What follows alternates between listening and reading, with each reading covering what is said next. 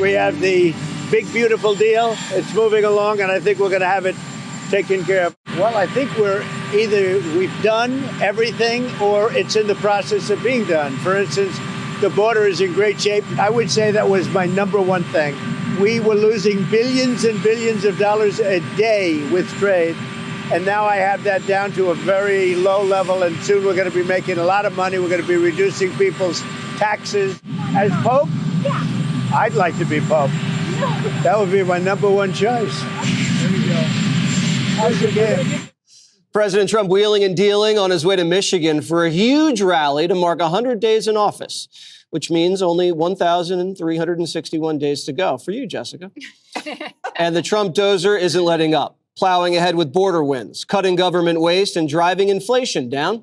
But it hasn't been a cakewalk. According to a new study, ABC, CBS, and NBC have slapped Donald Trump with 92% negative coverage. And yet, despite the nonstop hit jobs, Trump voters are sticking with their guy. My biggest issue is at the border, and he's killing it. Well, absolutely, everybody that's here illegally should go. I'm not one of these that, oh, the poor person. I'm really very optimistic, and I know that right now with the tariffs that there's a little bit of pain. Sometimes you have to go through a little bit of the fire to get to the end of the rainbow. Haters will always hate. The American people are not fools, and they saw what the first 4 years of Trump, what he did. On a scale of 1 to 10, 20, I feel safer. I feel more confident. I know who's running the country. Trump fans are pumped, but Whoopi says he left America in the dumps. We are very fickle in this country. We forget, you can be mad at one side or the other, but you have to stick with facts. And the facts are, we left good stuff, he has pooped on it. President Trump also revealing a phone call he had with Jeff Bezos this morning, getting them to back down on a plan to display tariff prices on Amazon.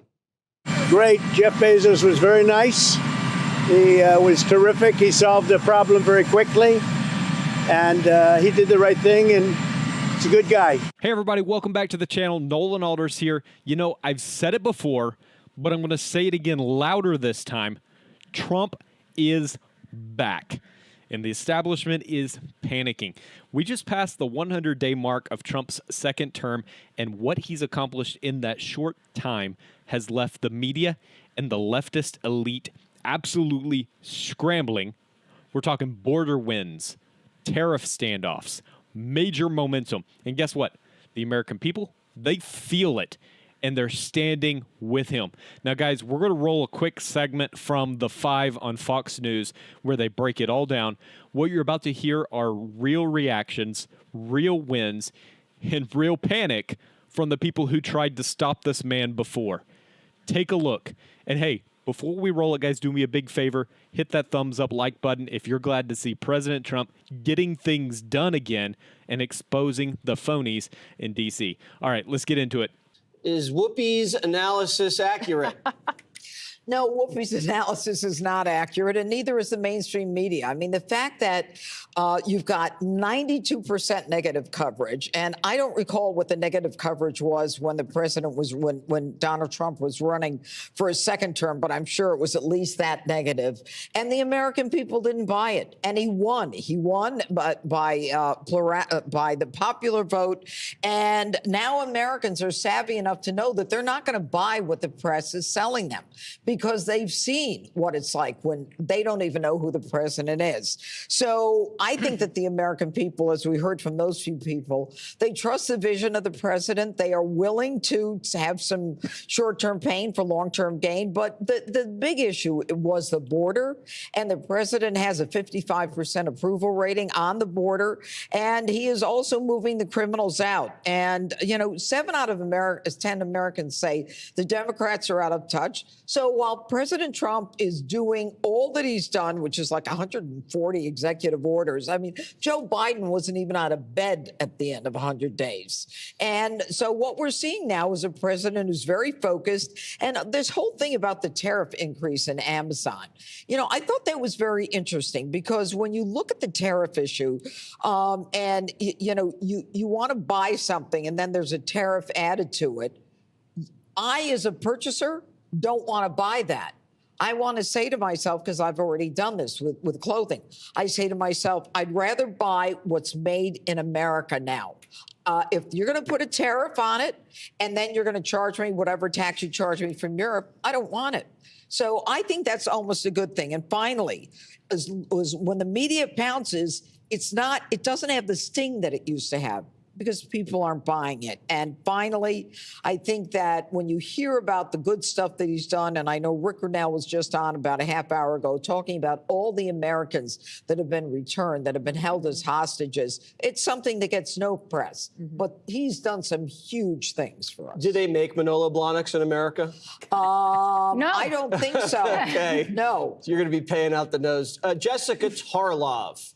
Do you disagree with anything Judge Janine said? I do. Okay. I do a lot. The American public knows exactly what's going on, and that's why they're soundly rejecting this administration. He has the lowest approval rating of any president of the last 70 years for the first 100 days. His stock market for the first 100 days is the lowest since Nixon. Unprecedented low foreign policy approval rating and economic approval rating. The American public is smart enough to know that their shelves, if they're not already empty, are going to be empty because of tariffs. 69% say he's not focused enough on lowering prices. 62% focus too much on tariffs. 72% think his policies will cause a recession. 64% disapprove of how he's handling inflation. He continues to beat a drum that is making the absolute worst economic music I have ever heard in my entire life. And yes, he's still above water on deportations, but he's underwater in terms of immigration overall, because the American people also know that due process matters. And that when you have an administration that is acting lawlessly, because people who are here undocumented do actually have a right to go in front of a judge and to have their case heard, that Abrego Garcia should be returned. And then if you want to deport him right back out, that is your prerogative. But when I'm listening to the spin about this, 92% negative coverage, and then I think back to how you guys were talking about the Democrats before, when Biden used to get up there and say, no, everything's great, right? And you said, how could he possibly do that? He's saying egg prices are great, gas is great. Take a lesson out of your own playbook and admit that this is going badly. Take the L. The Democrats are up 4 to 7 points on the generic ballot. Do you think that means that Donald Trump is doing a good job? Oh, that was a rhetorical question? I just zoned out. I was trying to think of things that are not on the shelves. You said there's empty shelves. What are you talking about? What's not on the shelves that you say is not there? Well, have you gone into a drugstore? Yeah, I have, Jessica. Really? And everything's locked up because of you. No. Baby formula, I remember that wasn't on the shelf. That wasn't a good one. No. So I look at another metric, and that is right track, wrong track.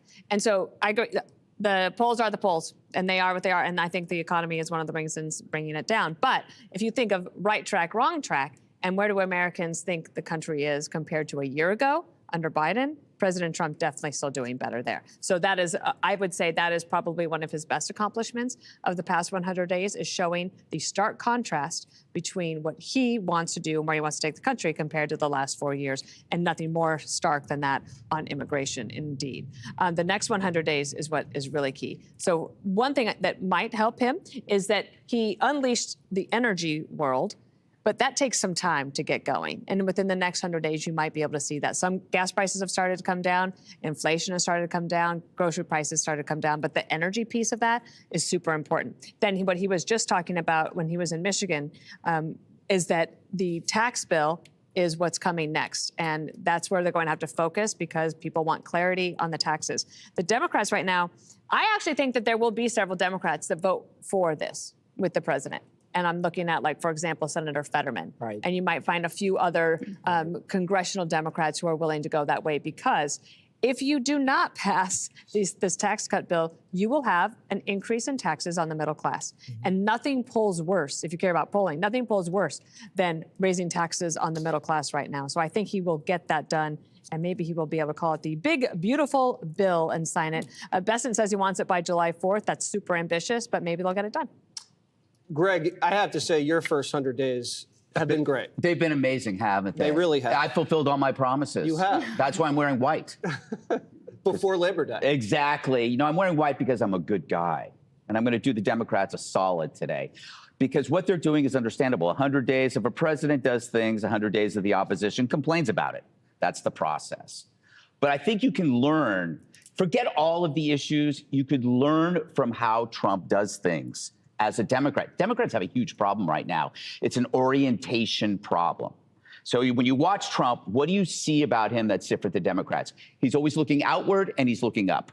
The Democrats, they're looking inward, they're looking backward, and they're looking around. And that leads to self-obsession and envy-driven politics. This is why they always choose virtue signaling over practical solutions, because that gives you the dopamine hit for the ego.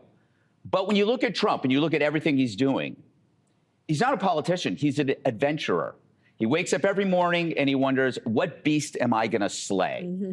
You know, he's oriented outward. He's a man in the world. He's more likely to engage in the world, take and share risks with other people, meets with people that maybe he's not friends with, willing to solve problems, see what happens. He's never even considered his pronoun. He's never met his inner child. And if you're only his enemy if you want him to be your enemy. But if you put your hand out, he'll take it. He also looks forward and not backward. Problem with the Dems, they're living in the past, obsessing over ancestral oppression and cosplaying 1960s radicals with horrible folk music. They should be thinking about their future selves and do things today that will benefit people later. Treat yourself as a different person. This is why the debt crisis, you know, when you talk about tariffs and all that stuff, it's going to hurt Trump, but he's working for the future self. That maybe 5 years or 10 years from now, we will not have financial ruin. That's the future, not the obsession over the past. The obsession over the past combined with the obsession over identity prevents a path forward. It even demonizes self-improvement. It's like you're seeing articles about how exercise is somehow part of the MAGA culture, or maybe being prompt at a meeting is somehow white privilege. What's funny and ironic is that MAGA, people think it's about the past, make America great again. No, it's about recapturing the sense of adventure and optimism that America is known for. The embracing of the future with the emotions of the past. It's not about going back to the past. It's about remembering the good things that makes your future self happy. Can I ask you a follow-up question? Sure. With that sweater, are you trying to be the Pope? Yes, I am. I am still Catholic, by the way. Oh, that's breaking news. Yeah, and I used to be an altar boy, so that should count for something. All right, Jessica, are you reoriented? Yes. Yeah. That is the best advice you're ever going to get, the reorientation. Reorient yourself, Jessica. A block. We'll see you next block. For me. All right, guys, let's break this down. Trump 2.0 is not just off to a strong start, guys. It's off to a historic one. In just 100 days, guys, we're seeing the return of law and order at the border, tariffs being used as leverage against corporate giants, and a renewed push to put America first. What Biden couldn't do in 4 years, Trump is doing in literal months. He's cutting government waste. He's pushing for tax relief. He's driving down inflation. He still finds time to wheel and deal with people like Jeff Bezos and win. Think about that, guys. Trump called up Bezos personally to squash Amazon's plan to manipulate prices with tariffs, and Bezos backed down. That's power, guys. That's leadership. Meanwhile, the media, they're throwing an absolute tantrum. The same networks that smeared him for years are now pumping out 92% negative coverage, and yet they can't stop him because Trump doesn't need media approval. He's got the people. The American people feel safer, more confident, more in control. And let's talk just for a minute about the contrast for a second. Under Biden, we had economic decline, shelves running empty, record inflation, global embarrassment. Now we've got Trump slashing through red tape, standing strong on the world stage, and laying the groundwork for a major tax overhaul that could actually help real working Americans like you and like me. And guys, don't let the left gaslight you with their polling garbage, because here's what they're not telling you. Trump has a 55% approval rating on border policy.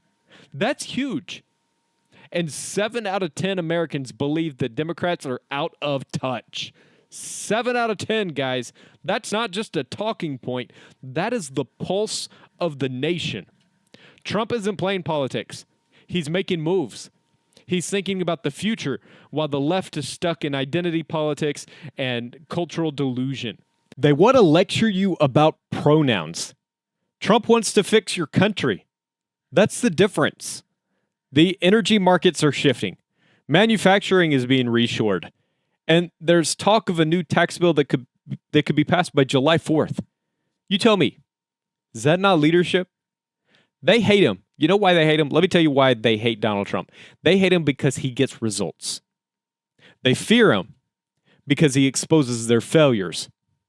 And they fight him because they know he's right. Guys, I want to know what you think. Drop a comment down below, guys. How would you rate Trump's first 100 days? Are you seeing the difference already?